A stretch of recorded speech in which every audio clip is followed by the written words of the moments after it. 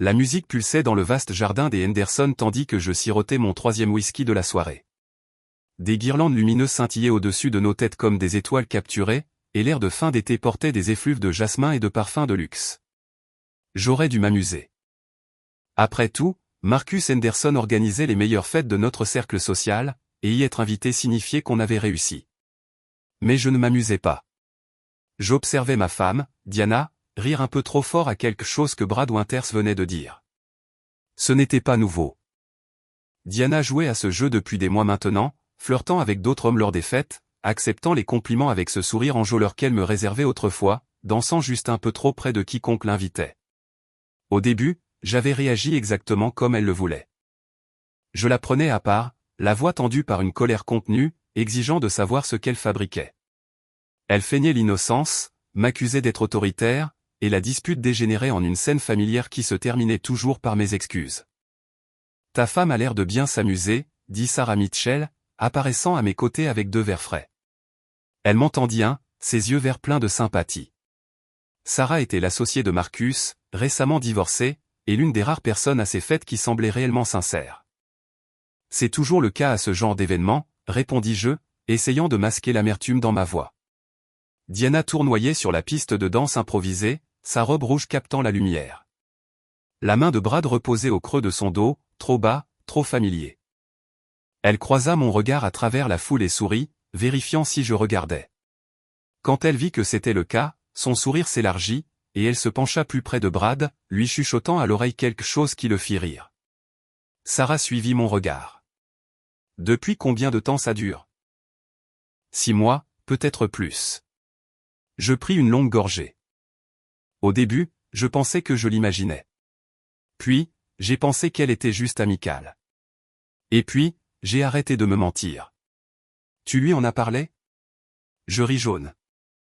Chaque fois que je le fais, c'est moi le méchant. Je suis trop jaloux, trop possessif, trop peu sûr de moi. Selon Diana, je dois travailler sur mes problèmes de confiance. Sarah resta silencieuse un instant, observant la foule. Tu sais ce que j'ai appris de mon divorce? Certaines personnes créent des problèmes parce qu'elles s'ennuient. Elles ont besoin du drame, de la chasse, de l'assurance que quelqu'un les désire encore assez pour se battre pour elles. Ces mots firent mouche. Diana avait toujours raffolé d'attention, mais dernièrement, il semblait que la mienne ne suffisait plus. Elle avait besoin d'une validation constante, et quand je la lui donnais librement, elle s'ennuyait. Quand je prenais mes distances, elle intensifiait son comportement jusqu'à ce que je réagisse. Je suis fatigué, Sarah, admis-je doucement. J'en ai marre de jouer à ce jeu. J'en ai marre d'être le mari jaloux qu'elle peut manipuler. J'en ai marre de courir après quelqu'un qui ne cesse de fuir. Alors, arrête de la poursuivre. Je la regardais vraiment pour la première fois. Sarah était séduisante d'une manière discrète. Des yeux intelligents, un sourire sincère, le genre de femme qui n'a pas besoin d'être le centre de l'attention parce qu'elle est bien dans sa peau. Qu'est-ce que tu veux dire? Arrête de jouer selon ses règles. Tu réagis, elle gagne. Tu te mets en colère, elle obtient ce qu'elle veut. Mais si tu arrêtes de t'en soucier, laissa TL en suspens, me laissant finir la pensée. De l'autre côté du jardin, Diana dansait maintenant avec quelqu'un d'autre. Tom Martinez, un avocat divorcé qui conduisait une Porsche et avait les mains baladeuses. Elle jeta un nouveau coup d'œil dans ma direction, s'attendant à voir le familier serrement de ma mâchoire, la fureur à peine contenue dans mes yeux. Au lieu de cela, je lui tournai le dos et souris à Sarah. On s'en va d'ici, demandai-je. Il y a un club de jazz en ville qui reste ouvert tard. De la vraie musique, une vraie conversation. Concept novateur, je sais. Sarah haussa un sourcil, clairement surprise. Tu es sûr? Je ne l'étais pas. Mais j'en avais assez d'être sûr de tout pendant que Diana se jouait de notre mariage. Absolument, dis-je en posant mon verre. J'ai passé assez de soirées à regarder ma femme faire comme si je n'existais pas. Il est temps de lui rendre l'appareil. Alors que nous marchions vers la sortie, je le sentis. Le regard de Diana me brûlant le dos. Pour la première fois depuis des mois, ce n'était plus elle qui menait la danse. Et pour la première fois depuis des mois, je sentis que je pouvais enfin respirer. Le club de jazz était tout ce que la fête n'était pas intime, authentique, sans prétention. Un saxophone gémissait une mélodie pleine d'âme depuis la petite scène tandis que des couples se balançaient dans la lumière tamisée. Sarah et moi trouvâmes une banquette dans un coin et pour la première fois depuis ce qui me semblait être des années, j'eus une conversation qui ne ressemblait pas à une partie d'échecs. Alors, dis-moi, dit Sarah en s'installant sur le cuir usé. Quand as-tu réalisé que ton mariage était en difficulté? J'appréciais qu'elle n'y aille pas par 4 chemins. Honnêtement, je pense qu'il bat de l'aile depuis un moment, mais j'étais trop occupé à essayer de le réparer pour remarquer à quel point il était vraiment brisé. Mon téléphone vibra, puis encore. Et encore. Je le sortis pour découvrir une série de textos de Diana. Où es-tu passé? Tu pars sérieusement sans me le dire? C'est incroyablement immature, Daniel. Il faut qu'on parle. Reviens. Je montrai les messages à Sarah, qui eut un sourire narquois. Ça n'a pas pris longtemps. Elle est habituée à ce que je sois là, à la regarder, à m'en soucier. Je retournai le téléphone face contre la table. L'ironie, c'est que je lui ai dit 100 fois à quel point son comportement me blessait. Mais à la seconde où j'arrête de réagir, soudainement, elle a besoin de parler. Il ne s'agit pas de parler, observa Sarah. Il s'agit de contrôle. Elle est en train de le perdre.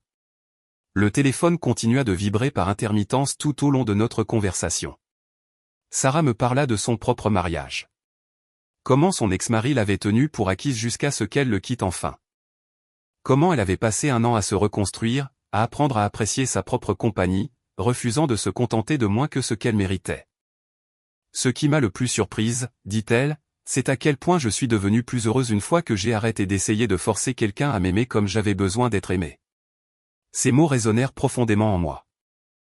Depuis combien de temps est-ce que j'essayais de mériter l'affection de Diana, d'être assez intéressant, assez brillant, assez attentionné, et d'une manière ou d'une autre, quoi que je fasse, ce n'était jamais tout à fait ça. Vers minuit, mon téléphone sonna. Diana. Je refusai l'appel. Il sonna à nouveau immédiatement. Puis un texto. Si tu ne réponds pas, j'appelle la police. Je m'inquiète pour toi. Elle sort vraiment le grand jeu, nota Sarah. Je répondis par texto. Je vais bien. Je suis sorti avec une amie. Ne m'attends pas. La réponse fut instantanée. Quelle amie? Tu es avec qui? Je mis mon téléphone en silencieux et le glissai dans ma poche. Elle a été avec différents hommes toute la soirée, mais à la seconde où je pars avec une femme, c'est une urgence. Un classique, dit Sarah. Les règles ne s'appliquent qu'à toi, pas à elle. Nous avons parlé jusqu'à la fermeture du club à 2 heures du matin. Sarah partagea sa philosophie des affaires, ses rêves de fonder son propre cabinet, sa relation compliquée avec sa fille adolescente. Je lui parlais de mon travail d'architecte, du projet qui me passionnait et sur lequel Diana ne m'avait jamais interrogé. Le sentiment d'être invisible dans mon propre mariage. Tu n'es pas invisible, dit Sarah alors que nous étions devant le club. Diana te voit. Elle ne t'apprécie juste pas à ta juste valeur. C'est différent. Je raccompagnai Sarah à sa voiture, qui était toujours garée chez les Henderson. La fête était terminée depuis longtemps et la rue était calme. Au moment de sortir, elle se tourna vers moi. Daniel, puis-je te donner un conseil non sollicité, s'il te plaît? Bien sûr. Quoi qu'il arrive avec Diana, ne la laisse pas te manipuler pour te faire passer pour le méchant. Tu as quitté une fête. Tu as eu une conversation autour d'un café avec une amie. Tu n'as rien fait de mal. Ne la laisse pas réécrire l'histoire pour se faire passer pour la victime. Je hochai la tête, sachant qu'elle avait raison, mais sachant aussi à quel point Diana pouvait être persuasive quand elle voulait déformer une histoire. Quand je suis rentré à 2h47 du matin, toutes les lumières de la maison étaient allumées. Diana attendait dans le salon, toujours dans sa robe rouge, le maquillage brouillé par les larmes, ou calculé pour faire de l'effet. Avec Diana, c'était devenu difficile de savoir. Mais où étais-tu, bon sang? Elle se leva, les bras croisés. As-tu la moindre idée à quel point c'était embarrassant quand les gens demandaient où était passé mon mari? Qu'est-ce que j'étais censé leur dire? La vérité, suggérai-je.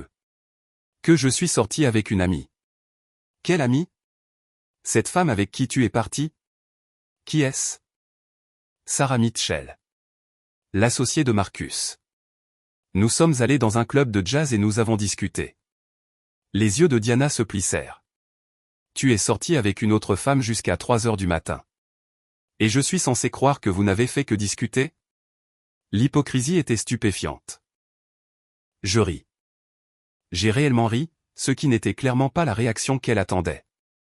Diana, tu as passé toute la soirée suspendue au bras de chaque homme de cette fête. Tu as dansé avec Brad si près que je ne pouvais pas voir le jour entre vous deux. La main de Tom Martinez était sur ta cuisse pendant le dîner. Mais j'ai une conversation avec une collègue et soudain. C'est moi l'infidèle? C'est différent. Je m'amusais, c'est tout. Toi, tu es parti avec elle. Tu m'as abandonné. Je me sens abandonné depuis des mois, dis-je doucement. Chaque fois que tu flirtes avec quelqu'un d'autre pour obtenir une réaction de ma part. Chaque fois que tu me donnes l'impression que je ne suis pas assez, que je ne suis qu'un accessoire dans ta vie que tu peux utiliser quand tu as besoin de te sentir désiré. Elle cligna des yeux, apparemment surprise par mon ton calme. D'habitude, à ce stade, j'aurais élevé la voix, elle se serait mise à pleurer, et je me serais excusé. Pas ce soir. Je vais me coucher, dis-je en me dirigeant vers les escaliers. Nous pourrons en parler demain, quand nous aurons tous les deux dormi un peu. On en parle maintenant. Sa voix monta à cette tonalité qui, d'habitude, me faisait m'arrêter, me retourner, essayer de l'apaiser. Au lieu de cela, je continuais à marcher. Daniel, n'ose pas me tourner le dos. Je m'arrêtai au bas des escaliers et la regardai. Tu tournes le dos à ce mariage depuis des mois, Diana. Je ne fais que commencer à suivre ton exemple. L'expression sur son visage choc, colère, et autre chose que je ne pouvais pas tout à fait identifier me dit tout ce que j'avais besoin de savoir.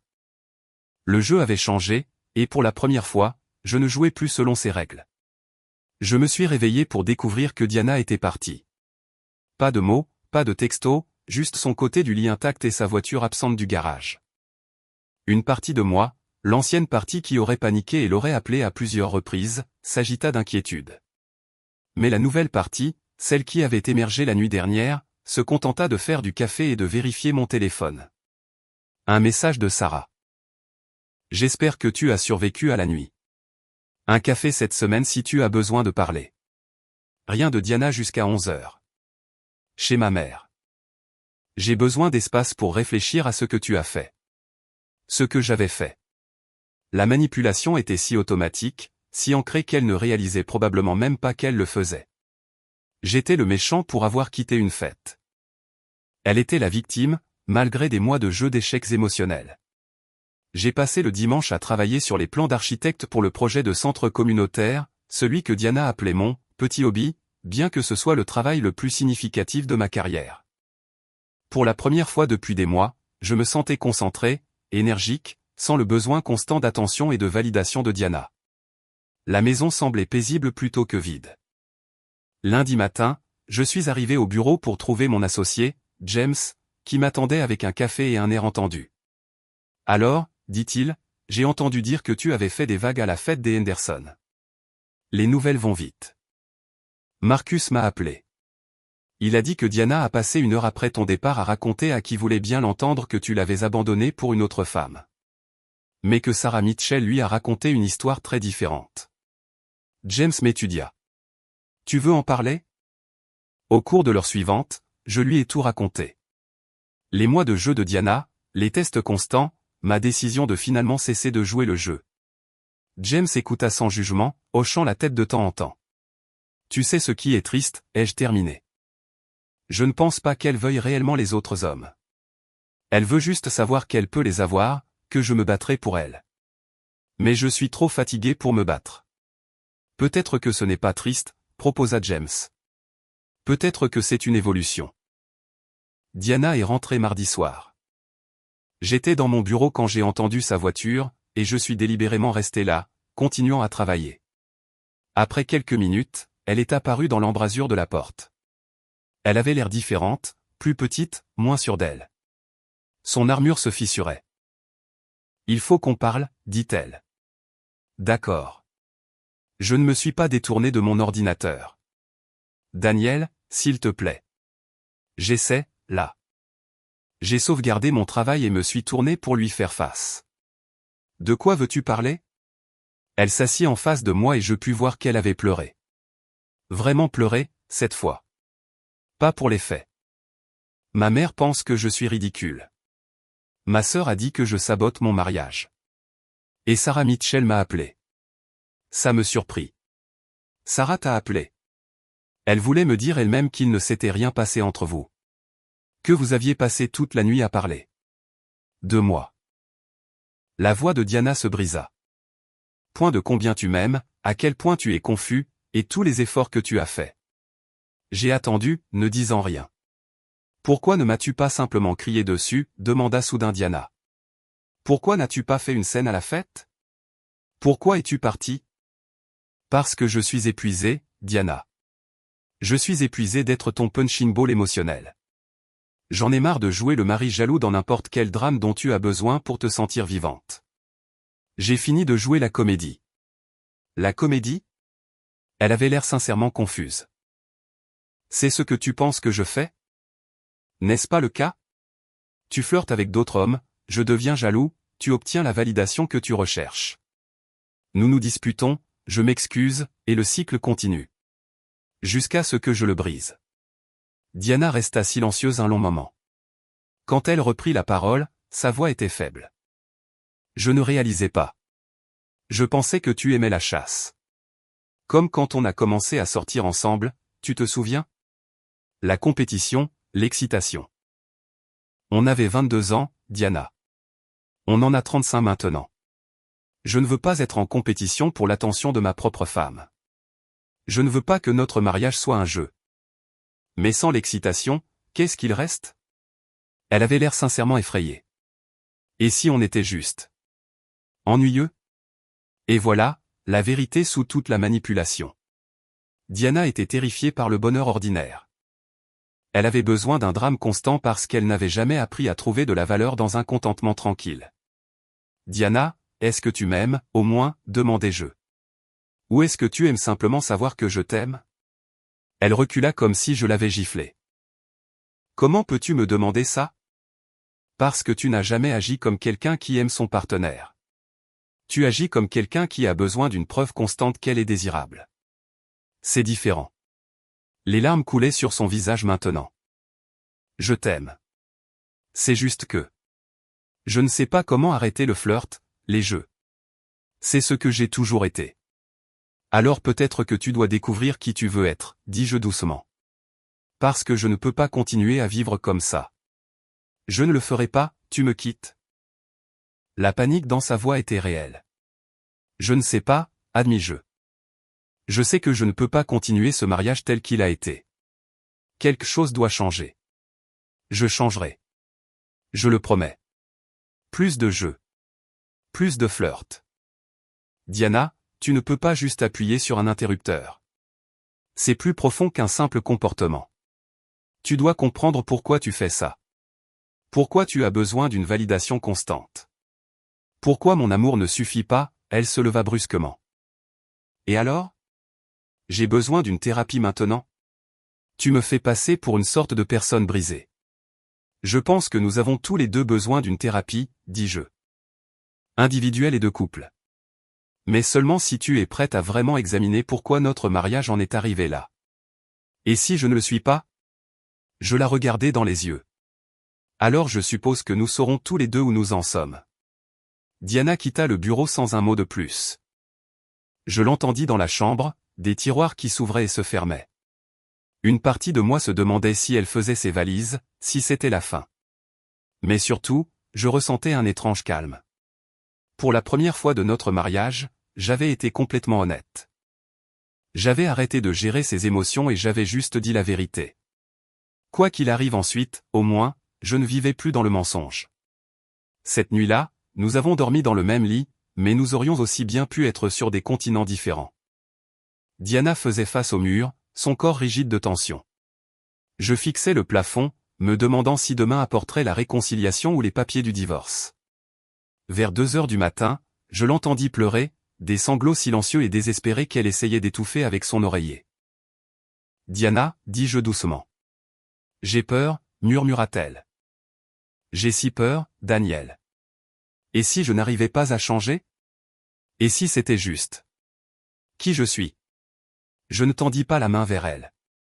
Je n'offris pas de réconfort facile.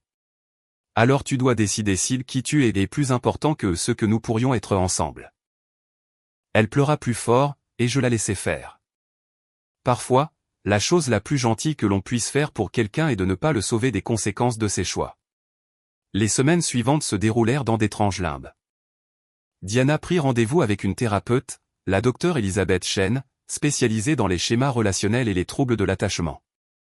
Je trouvai mon propre thérapeute, le docteur Robert Martinez, qui m'aida à comprendre mon propre rôle dans notre danse dysfonctionnelle. Vous êtes un réparateur, me dit le docteur Martinez lors de notre deuxième séance. Vous voyez quelqu'un en difficulté et vous essayez immédiatement de résoudre ses problèmes. Mais Diana ne veut pas de solution. Elle veut des témoins de sa souffrance. Ça a l'air épuisant pour nous deux, dis-je. Ça l'est.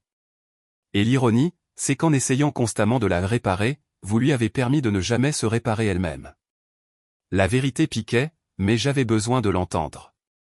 Diana et moi avons commencé la thérapie de couple 3 semaines après la fête. La docteure Chen avait des yeux bienveillants mais une poigne de fer. Elle ne laissait aucun de nous se cacher derrière des mensonges confortables. Lors de notre 4e séance, elle posa à Diana une question qui changea tout. Diana, quand avez-vous appris pour la première fois que l'amour devait se mériter? Diana se figea. Que voulez-vous dire? Vous semblez croire que si Daniel ne se bat pas pour vous, ne devient pas jaloux, ne vous poursuit pas, alors il ne vous aime pas. Où avez-vous appris cette équation? Je vis le visage de ma femme s'effondrer. Mon père, murmura-t-elle. Mon père ne me prêtait attention que lorsque je faisais quelque chose d'impressionnant ou quand d'autres hommes s'intéressaient à moi. Il disait des choses comme « il va falloir la surveiller, celle-là. Elle va briser des cœurs. » Mais quand je voulais juste m'asseoir avec lui, parler, être sa fille. Il était trop occupé. Donc vous avez appris que l'attention masculine est une monnaie d'échange, dit doucement la docteure Chen. Et que vous devez la mériter. Prouvez constamment que vous en êtes digne. Mais Daniel m'a toujours prêté attention, protesta Diana. Il a toujours été là. Exactement, dit la docteure Chen. Ce qui signifiait, dans votre paradigme, que son attention n'avait aucune valeur. Si vous n'aviez pas à la mériter, s'il la donnait simplement et librement, alors ça ne pouvait pas être le véritable amour. Je sentis les pièces du puzzle s'emboîter. Toutes les fois où Diana m'avait repoussé quand j'essayais de la soutenir. Toutes les fois où elle avait semblé s'ennuyer quand les choses allaient bien entre nous. Elle avait été conditionnée à croire que l'amour était censé être difficile, mérité, prouvé par la jalousie et la compétition. Je suis désolé, dit Diana en se tournant vers moi avec une véritable angoisse dans les yeux. Je suis tellement désolé, Daniel. Je ne savais pas que je faisais ça. Je sais, dis-je. Mais comprendre pourquoi tu le faisais n'efface pas les dégâts. Ce soir-là, Diana me montra quelque chose qu'elle n'avait jamais partagé auparavant. Son journal intime du lycée. Page après page, une jeune fille essayant désespérément d'être assez bien pour un père qui ne voyait sa valeur que lorsque d'autres hommes la voyaient. Des notes sur le flirt avec des garçons pour rendre son père fier. Sur le sentiment d'être invisible quand elle n'était pas impressionnante. Je n'ai jamais voulu être comme ça, dit-elle, les larmes coulant sur son visage. Je déteste t'avoir fait du mal. Je déteste être devenu ce que mon père a fait de moi. Tu n'es pas ce que ton père a fait de toi, dis-je avec précaution. Tu es ce que tu as choisi de devenir en réponse à ses manquements. Et maintenant, tu as le choix de choisir différemment. Et si je n'y arrive pas? Et si je suis trop brisé? Tu n'es pas brisé, Diana. Tu es blessé. C'est différent. Les choses brisées ne peuvent pas guérir. Les choses blessées le peuvent, si tu les laisses faire. Au cours des semaines suivantes, je vis ma femme se confronter véritablement à elle-même, peut-être pour la première fois. Elle pleura beaucoup. Elle se mit en colère contre son père, contre elle-même, contre les années qu'elle avait perdues à jouer à des jeux. Elle eut des revers, des moments où elle retombait dans de vieux schémas, cherchant la validation d'étrangers avant de se reprendre. Mais elle essayait, vraiment. Pendant ce temps, Sarah et moi avons continué notre amitié. Nous nous retrouvions pour un café de temps en temps, parlions de travail et de la vie. Diana eut du mal avec ça au début, son vieil instinct lui hurlant que je lui faisais exactement ce qu'elle m'avait fait. Mais la docteure Chen l'aida à voir la différence entre la vengeance émotionnelle et une amitié saine. Le fait que Daniel est une amie n'est pas une punition pour votre comportement, expliqua la docteure Chen. C'est lui qui se construit une vie qui ne tourne pas entièrement autour de la gestion de vos émotions. Un soir, environ 2 mois après la fête, je suis rentré à la maison pour trouver que Diana avait préparé le dîner. Vraiment préparé, pas commandé. La table était mise simplement. Pas de geste dramatique ou de romantisme excessif. Juste ma femme qui faisait un effort. J'ai réfléchi, dit-elle pendant que nous mangions. À ce que la docteure Chen a dit la semaine dernière, sur le fait que je ne me suis jamais vraiment connu en dehors du désir des autres. Et à quelle conclusion es-tu arrivé? J'ai réalisé que je n'ai aucun passe-temps qui ne soit pas lié à l'apparence ou au statut social. Je ne lis plus pour le plaisir. Je ne crée rien. Je ne fais que me mettre en scène pour un public. Ça a l'air solitaire, dis-je. Ça l'est. Elle me regarda avec une honnêteté brute. J'ai été si seul, Daniel. Même quand j'étais entouré de gens. Surtout à ce moment-là, parce qu'aucun d'eux ne me connaissait vraiment. Comment le pourrait-il, alors que je ne me connaissais pas moi-même? Alors, qui veux-tu être? Diana resta silencieuse un long moment. Je veux être quelqu'un qui peut être seul sans se sentir sans valeur. Quelqu'un qui peut être aimé tranquillement sans avoir besoin que ce soit dramatique. Quelqu'un qui... Sa voix se brisa. Point quelqu'un qui te mérite. Tu mérites déjà l'amour, Diana. Tu as juste besoin d'y croire. Cette nuit-là, nous avons fait l'amour pour la première fois depuis la fête. C'était différent, plus lent, plus tendre, moins une performance et plus une connexion. Après, Diana pleura dans mes bras. Je suis terrifié à l'idée de te perdre, admit-elle. D'avoir trop endommagé ce que nous avons. Je suis toujours là, dis-je. Je choisis toujours d'être là. Mais Diana, j'ai besoin que tu comprennes quelque chose. Je ne peux pas être le seul à faire le travail. Je ne peux pas être le seul à me battre pour nous. Je sais. J'essaie. Vraiment. Je le vois. Mais essayer n'est pas la même chose que réussir. Et si tu retombes dans tes anciens schémas, si tu recommences à jouer à des jeux? Je laissai la phrase en suspens, incapable de terminer la menace. Tu partiras, termina-t-elle pour moi. Je devrais le faire. Pour notre bien à tous les deux. Elle hocha la tête contre ma poitrine. Je comprends. Et Daniel? Merci. Pourquoi? Pour m'avoir aimé assez pour arrêter de me poursuivre. Pour t'être respecté assez pour partir cette nuit-là. Tu as sauvé notre mariage en étant prêt à y mettre fin. Je lui embrassai le sommet du crâne, espérant qu'elle avait raison, terrifié qu'elle puisse avoir tort. 6 mois après la fête des Henderson, Marcus organisa une autre réception, une célébration du Nouvel An. Diana et moi étions devant le miroir de notre chambre en train de nous préparer, et je pouvais voir sa tension. On n'est pas obligé d'y aller, dis-je. Si c'est trop.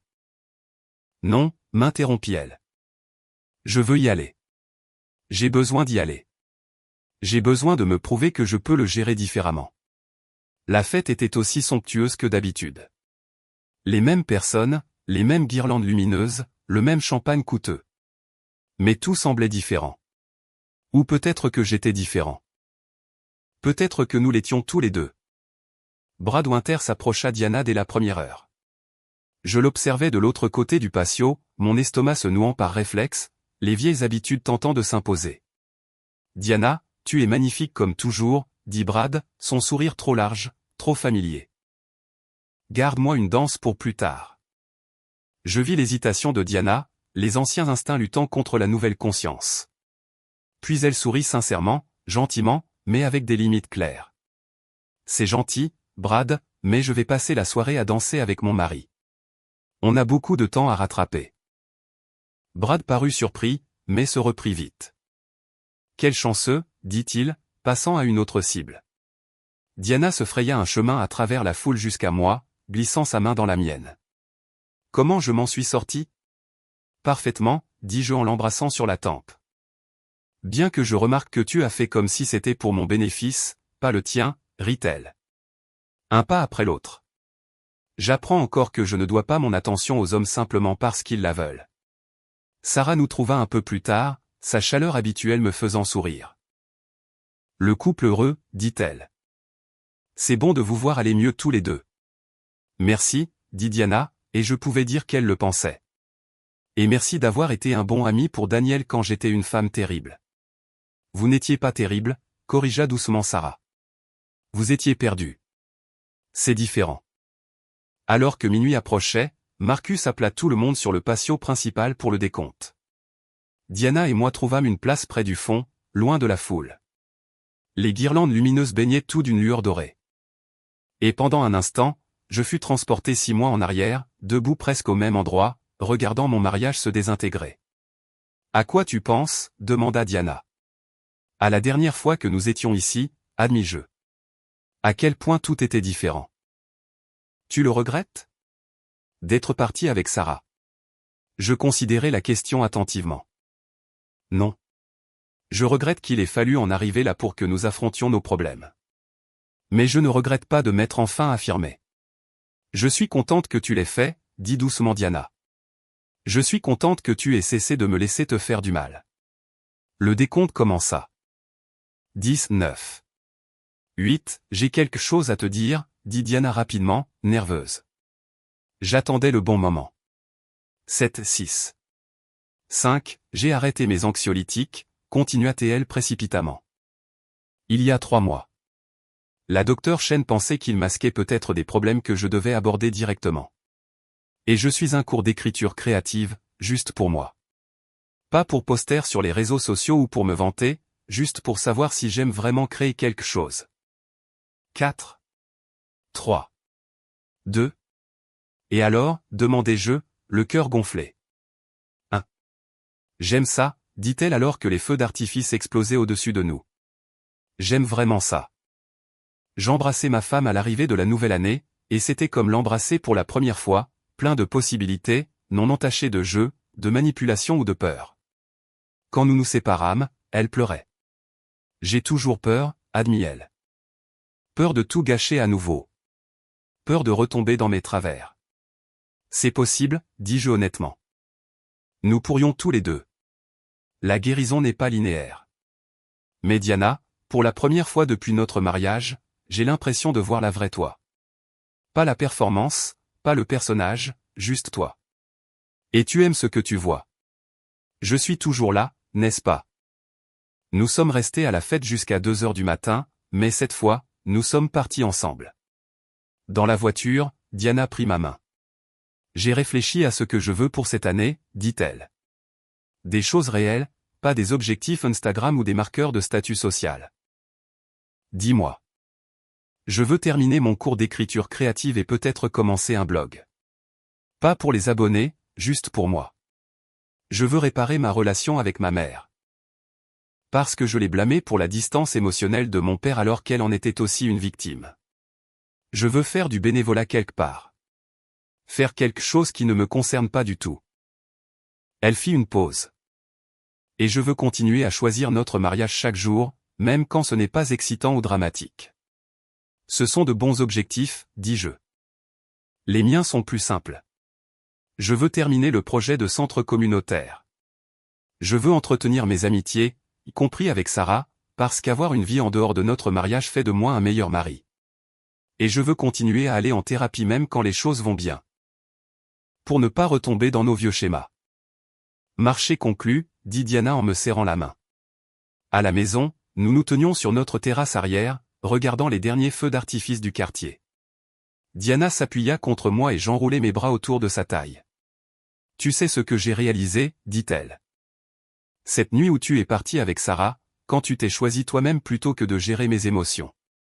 C'était la chose la plus sexy que tu aies jamais faite. Je ris, surpris. Sérieusement ? Sérieusement. J'avais passé tellement de temps à essayer de te rendre jaloux, à essayer de te faire te battre pour moi, parce que je pensais que c'était ça, la passion. Mais la vraie passion, c'est toi qui te lèves et dis. Je mérite mieux que ça. C'est toi qui te respectes assez pour partir. C'est l'homme dont je suis tombée amoureuse. Celui que j'avais enterré sous des années de manipulation et de jeu. Je ne me sentais pas sexy, admis-je. J'avais le cœur brisé. Je sais. Et c'est moi qui t'ai fait ça. Je t'ai brisé le cœur encore et encore parce que j'étais trop brisé moi-même pour reconnaître ce que j'avais. Elle se tourna dans mes bras pour me faire face. Mais je te vois maintenant, Daniel. Je te vois vraiment. Et je vais passer le reste de notre mariage à m'assurer que tu ne te sentes plus jamais invisible. Je n'ai pas besoin de grands gestes, dis-je. J'ai juste besoin de toi. La vraie toi. Alors c'est ce que tu auras. 6 mois plus tard, un mardi soir tranquille, je rentrais à la maison pour trouver Diana dans le salon, son ordinateur portable ouvert, si absorbée par son écriture qu'elle ne m'entendit pas entrer. Je restais dans l'embrasure de la porte à la regarder, ma femme, enfin à l'aise dans sa peau, créant quelque chose juste pour la joie de créer. Elle leva les yeux et me vit, son visage s'illuminant d'un sourire qui ne contenait aucune performance, aucun calcul, juste un bonheur sincère. « Salut, dit-elle. Comment s'est passée ta journée ? » « Mieux maintenant, répondis-je en l'embrassant. Sur quoi tu travailles ? Une nouvelle sur une femme qui manque de tout perdre parce qu'elle ne sait pas comment se laisser aimer. Ça me dit quelque chose, la taquinai-je gentiment. Elle a une fin heureuse, m'assura-t-elle. La femme apprend, elle grandit. Elle choisit la guérison plutôt que le drame. Et l'homme qu'il aimait, il reste. Non pas parce qu'il est faible, mais parce qu'il est assez fort pour lui donner la chance de devenir celle qu'elle a toujours été censée être. J'aime cette fin, dis-je en la serrant contre moi. Moi aussi, murmura Diana contre ma poitrine. Moi aussi. Cette nuit-là, nous avons dansé dans notre cuisine sans musique, juste au rythme silencieux de 2 personnes qui avaient enfin appris que le véritable amour n'a pas besoin de public. Il n'a pas besoin de drame, de jeu ou de jalousie pour prouver qu'il est réel. Parfois, l'amour, c'est juste 2 personnes blessées qui se choisissent, qui choisissent de grandir, qui choisissent l'honnêteté plutôt que la performance. Et parfois, la plus grande histoire d'amour est celle où les 2 personnes arrêtent enfin de jouer des rôles et se laissent simplement être vues. Marcus Henderson organisa une autre fête l'été suivant. Nous y sommes allés, mais nous sommes partis tôt, ensemble, main dans la main, choisissant l'intimité tranquille de notre propre compagnie plutôt que la performance du spectacle social. En rentrant en voiture, Diana dit quelque chose qui me fit m'arrêter sur le bord de la route pour l'embrasser. Merci de m'avoir aimé assez pour me laisser partir cette nuit-là. Et merci de m'avoir aimé assez pour me laisser revenir. Toujours, dis-je. Mais Diana, la prochaine fois que tu te sentiras invisible, ou effrayé, ou que tu auras besoin de validation, je te parlerai au lieu d'essayer de te rendre jaloux, termina-t-elle. Exactement. Elle sourit. Marché conclu. Bien que je doive te prévenir, le bonheur tranquille et stable pourrait bien être ma nouvelle addiction. Je peux vivre avec ça, dis-je en reprenant la route. Et nous sommes rentrés chez nous, dans notre vie imparfaite mais honnête, prêts pour tout ce qui viendrait ensuite, ensemble.